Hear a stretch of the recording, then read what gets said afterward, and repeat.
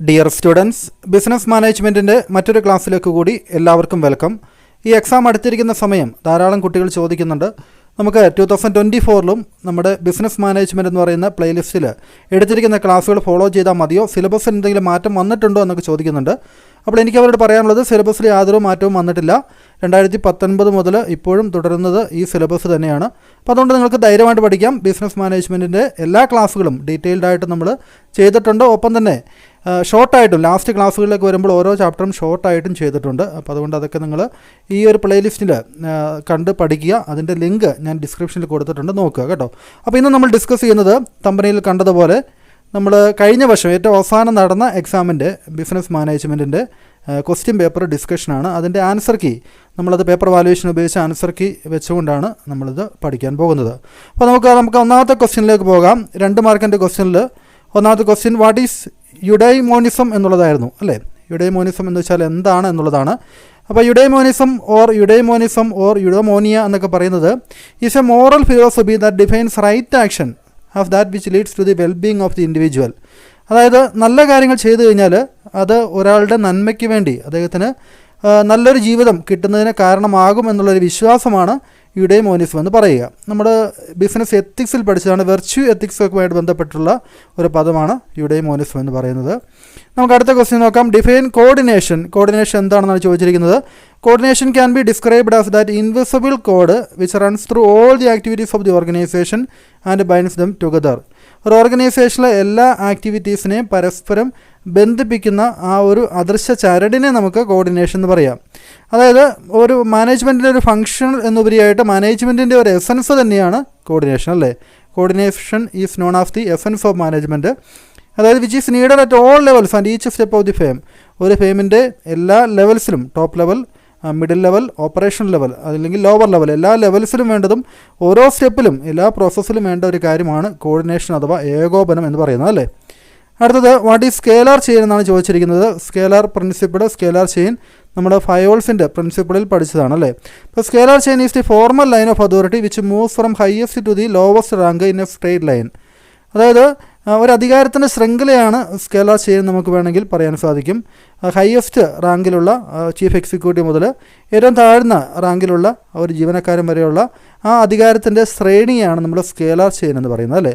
അതായത് കമ്മ്യൂണിക്കേഷൻ, എങ്ങനെയാണ് communication pass ചെയ്യേണ്ടത് എന്നുള്ളത് ഈ ഒരു സ്കേലാർ പ്രിൻസിപ്പിൾ ഫോളോ ചെയ്തുകൊണ്ടായിരിക്കണം എന്നുള്ളതാണ് ഫയോൾ പറയുന്നത്.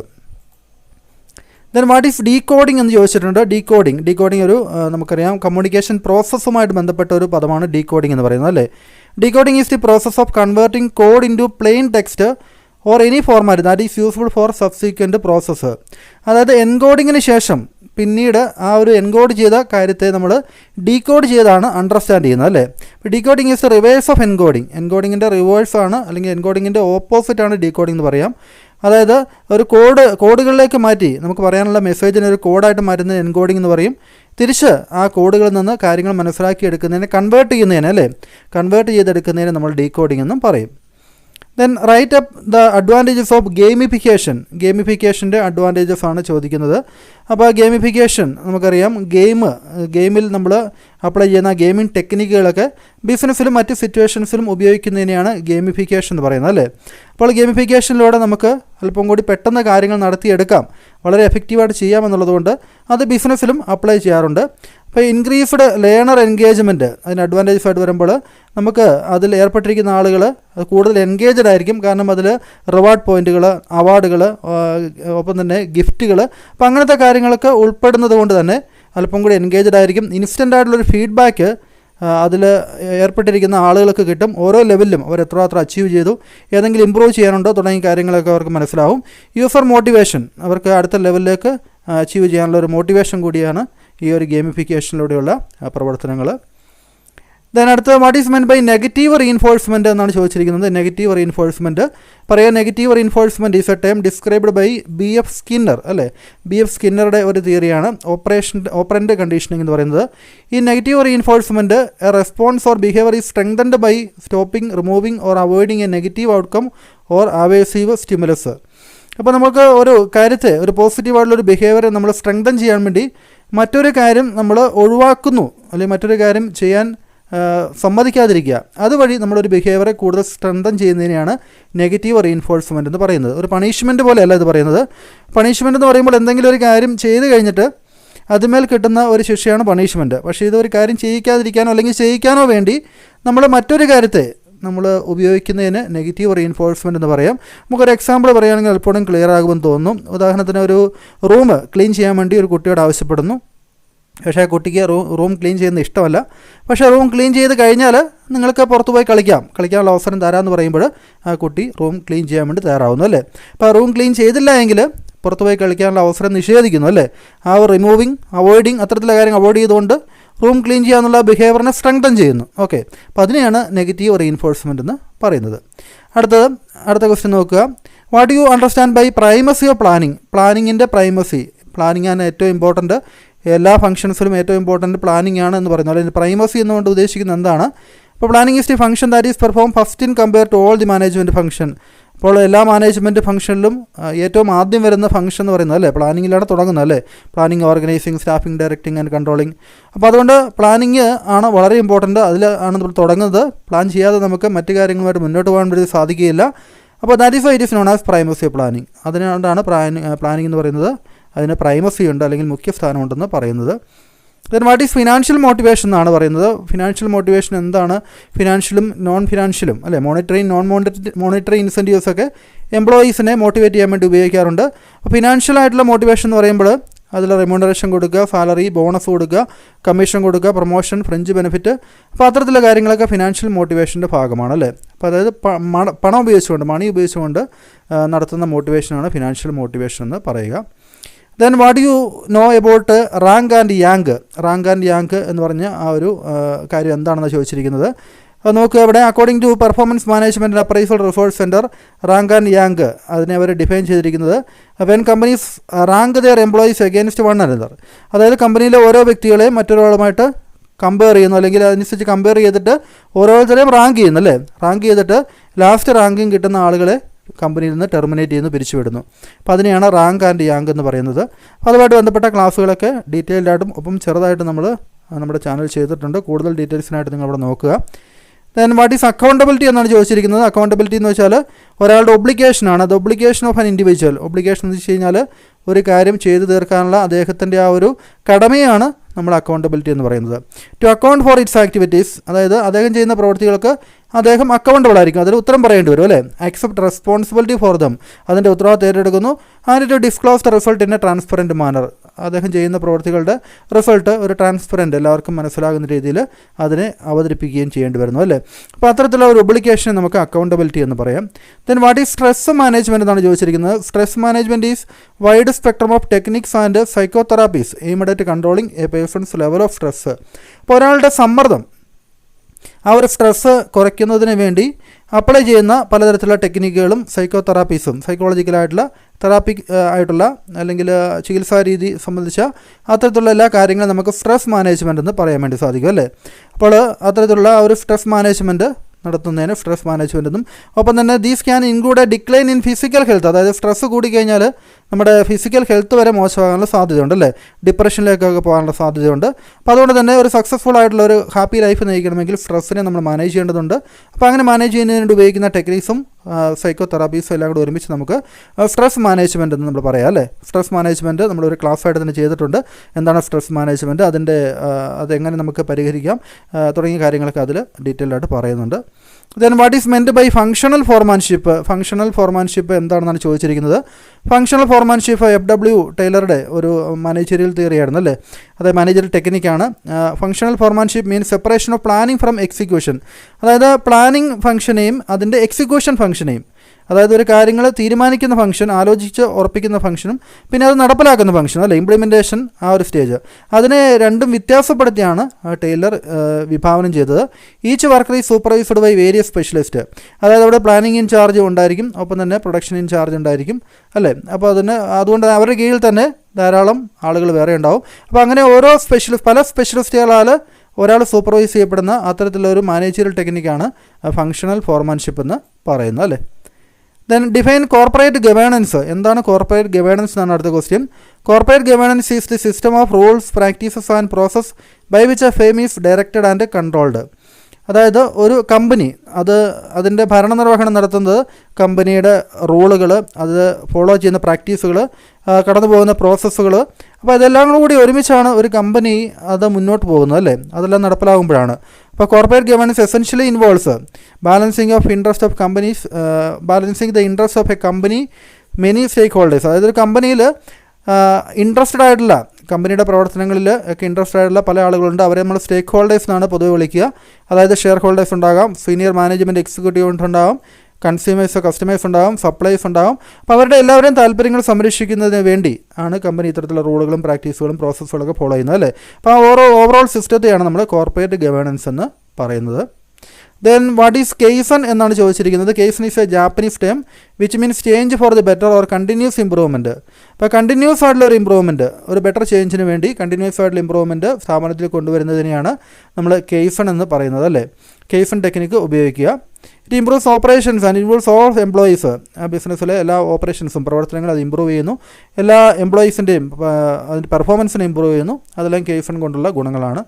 Then what is line and staff organisation എന്നാണ് ചോദിച്ചിരിക്കുന്നത്. ലൈൻ ആൻഡ് സ്റ്റാഫ് ഓർഗനൈസേഷനിൽ അത് according to this administrative organisation specialised and supportive activities are attached to the line command. Line and staff ഓർഗനൈസേഷനിൽ രണ്ട് തരത്തിലുള്ള കാറ്റഗറിയിലുള്ള മാനേജേഴ്സാണുള്ളത്. Line അതോറിറ്റിയുള്ള മാനേജേഴ്സും ഒപ്പം തന്നെ സ്റ്റാഫ് അതോറിറ്റിയുള്ള മാനേജേഴ്സും. ലൈൻ അതോറിറ്റിയുള്ള മാനേജേഴ്സിനാണ് കാര്യങ്ങൾ ഡിസിഷൻ എടുക്കാനുള്ള അധികാരമുള്ളത്. സ്റ്റാഫ് അതോറിറ്റിയുള്ള മാനേജേഴ്സ്, ഈ ലൈൻ അതോറിറ്റിയുള്ള മാനേജേഴ്സിനെ സപ്പോർട്ട് ചെയ്യുന്ന റോളാണ് അവർക്കുള്ളത്. അവരുടെ അഡ്വൈസസ് അത് ലൈൻ മാനേജേഴ്സിന് കൊടുക്കുന്നു. ലൈൻ മാനേജേഴ്സിന് അത് സ്വീകരിക്കുകയോ അല്ലാണ്ടിരിക്കുകയോ ചെയ്യാം അല്ലേ. അപ്പോൾ അത്തരത്തിലുള്ള ഒരു സംവിധാനമാണ് ലൈൻ ആൻഡ് സ്റ്റാഫ് ഓർഗനൈസേഷൻ. അത്തരത്തിലുള്ള ഒരു ഓർഗനൈസേഷനാണ്. ഇനി നമുക്ക് 5 മാർക്കിൻ്റെ ക്വസ്റ്റ്യൻസിലേക്ക് പോകാം. Why corporate governance is more important in today's business world. നമ്മൾ 2 മാർക്കിൻ്റെ ക്വസ്റ്റ്യനിൽ എന്താണ് കോർപ്പറേറ്റ് ഗവേണൻസ് എന്ന് കണ്ടിരുന്നു അല്ലേ. ഇനി ഈ കോർപ്പറേറ്റ് ഗവേണൻസ് എന്തുകൊണ്ടാണ്, അതിൻ്റെ ഇമ്പോർട്ടൻസ് എന്താണെന്നുള്ളതാണ് ക്വസ്റ്റ്യൻ. ഇമ്പോർട്ടൻസ് പറയാൻ വേണ്ടി, അതായത് large number of stakeholders, ഓരോ പോയിൻറ്റ്സ് ആണ് ഇവിടെ പറഞ്ഞിരിക്കുന്നത്. അപ്പോൾ ധാരാളം സ്റ്റേക്ക് ഹോൾഡേഴ്സ്, നമ്മൾ ആദ്യം പറഞ്ഞ പോലെ കമ്പനിക്ക് ഫിനാൻസ് നൽകുന്ന ആളുകൾ, ഗവൺമെൻറ്, കമ്പനിയിലെ ഷെയർ ഹോൾഡേഴ്സ്, കമ്പനിയുടെ എംപ്ലോയീസ്, പിന്നെ പലതരത്തിലുള്ള ഇൻട്രസ്റ്റഡ് പാർട്ടീസ് ഉണ്ട്. അങ്ങനെ ധാരാളം സ്റ്റേക്ക് ഹോൾഡേഴ്സ് ഉള്ളതുകൊണ്ട് കോർപ്പറേറ്റ് ഗവേണൻസ് എന്ന് പറയുന്നത് വളരെ ഇമ്പോർട്ടൻ്റ് ആണ്. ചേഞ്ചിങ് സ്ട്രക്ചർ ഓഫ് ഓണർഷിപ്പിൽ ഉണ്ടാകുന്ന മാറ്റങ്ങൾ, ഗ്രേറ്റർ റെസ്പോൺസിബിലിറ്റി, കൂടുതൽ റെസ്പോൺസിബിലിറ്റി അത് കമ്പനിയിലേക്ക് കൊണ്ടുവരുന്നു. കോർപ്പറേറ്റ് സ്കാംസ് ഉണ്ടാകുന്നു, അതായത് പലതരത്തിലുള്ള കുംഭകോണങ്ങളും അഴിമതികളൊക്കെ കമ്പനികൾ നടക്കുന്നുണ്ട്, ഫ്രോഡുകൾ, തട്ടിപ്പുകൾ നടക്കുന്നുണ്ട്. Share holder activism, share holders അവരുടെ കയ്യിലുള്ള ഷെയറും അതിൻ്റെ വോട്ടിംഗ് പവറൊക്കെ വെച്ചുകൊണ്ട് കമ്പനിയുടെ പോളിസികളുടെ നിയന്ത്രണം ചെലുത്താൻ വേണ്ടി ശ്രമിക്കുന്നു. സ്ട്രോങ് റെഗുലേറ്ററി സിസ്റ്റം, സെബി പോലുള്ള സ്ട്രോങ് ആയിട്ടുള്ള റെഗുലേറ്ററി സിസ്റ്റം ഇന്ത്യയിലുണ്ട്. ഗ്ലോബലൈസേഷൻ്റെ ഭാഗമായിട്ടും മെർജേഴ്സ് ആൻഡ് അക്വിസിഷൻ്റെ ഭാഗമായിട്ടൊക്കെ ഒരു നല്ലൊരു കോർപ്പറേറ്റ് ഗവേണൻസ് കമ്പനികളിൽ ഉണ്ടായിരിക്കേണ്ടത് അത്യാവശ്യമാണ് എന്നുള്ളതാണ് നമ്മൾ സ്ഥാപിക്കുക. അപ്പോൾ കോർപ്പറേറ്റ് ഗവേണൻസിൻ്റെ ഇമ്പോർട്ടൻസ് എന്ന രീതിയിൽ നമ്മൾ കോർപ്പറേറ്റ് ഗവേണൻസ് എന്ന് പറഞ്ഞ ആ ഒരു ക്ലാസ്സിൽ നമ്മൾ പഠിച്ചിട്ടുണ്ട്. അപ്പോൾ നിങ്ങൾക്ക് പ്ലേലിസ്റ്റിൽ തമ്പനെയിൽ നോക്കിക്കൊണ്ട് അതൊക്കെ പെട്ടെന്ന് കണ്ടുപിടിക്കാവുന്നുള്ളൂ കേട്ടോ. ഇനി അടുത്ത ക്വസ്റ്റ്യൻ നോക്കുക. Describe the process of communication. വളരെ ഈസി ആയിട്ടുള്ളൊരു ക്വസ്റ്റ്യൻ ആയിരുന്നു. Sender, message, encoding, channel, receive, decoding, feedback അല്ലേ. വളരെ ഈസി ആയിട്ട് നിങ്ങൾക്ക് പഠിക്കാം. കമ്മ്യൂണിക്കേഷൻ എന്ന് പറഞ്ഞ ക്ലാസ്സിൽ പറഞ്ഞിട്ടുണ്ട്. ഇനി അടുത്തത് explain the principles of delegation. ഡെലിഗേഷൻ്റെ പ്രിൻസിപ്പിൾസ് ആണ് ചോദിച്ചിരിക്കുന്നത്. ആ ഡെലിഗേഷൻ്റെ പ്രിൻസിപ്പിൾസും നമ്മൾ പഠിച്ചിട്ടുള്ളതാണ്. പ്രിൻസിപ്പിൾ ഓഫ് ഡെലിഗേഷൻ എന്താണെന്നുള്ളതൊക്കെ നമ്മൾ പഠിച്ചിട്ടുള്ളതാണ് അല്ലേ. ഓർഗനൈസിങ്ങിൻ്റെ പ്രിൻസിപ്പിളും അതും ചോദിച്ചിട്ടുണ്ട് കേട്ടോ. നമ്മുടെ ഓർഗനൈസിങ്ങിൻ്റെ പ്രിൻസിപ്പിൾ ഈ ഒരു ക്വസ്റ്റ്യൻ പേപ്പർ തന്നെ ചോദിച്ചിട്ടുണ്ട്. ഡെലിഗേഷൻ എന്ന് പറയുന്ന ചാപ്റ്ററിൽ നിങ്ങൾക്ക് ഡെലിഗേഷൻ്റെ പ്രിൻസിപ്പിൾസ് നിങ്ങൾക്ക് കാണാൻ വേണ്ടി സാധിക്കും. അപ്പോൾ ഇവിടെ delegation by results expected, principle of absoluteness of responsibility, principle of parity and authority and responsibility. ഇപ്പോൾ ഇത്തരത്തിലുള്ള ഈ ഒരു പ്രിൻസിപ്പിൾസൊക്കെ ഒന്ന് 1-2 വാക്കുകൾ എക്സ്പ്ലെയിൻ ചെയ്തേക്കുക. ദെൻ അടുത്തത് write a note on trait theory of leadership. Trait theory എന്ന് പറയുന്നത് ലീഡർഷിപ്പിലെ തിയറിയാണ് ട്രേറ്റ് തിയറി എന്ന് പറയുന്നത്. അതായത് ഒരാൾക്ക് ഇന്നേറ്റ് ആയിട്ടുള്ള ക്വാളിറ്റീസ് ഉണ്ട്, ജന്മനായുള്ള ചില ക്വാളിറ്റീസും ക്യാരക്ടറിസ്റ്റിക്സും ഉണ്ട്. അതാണ് ഒരാളെ നല്ല ലീഡറാക്കുന്നത് എന്നുള്ളതാണ് ട്രേറ്റ് തിയറി പറയുന്നത് അല്ലേ.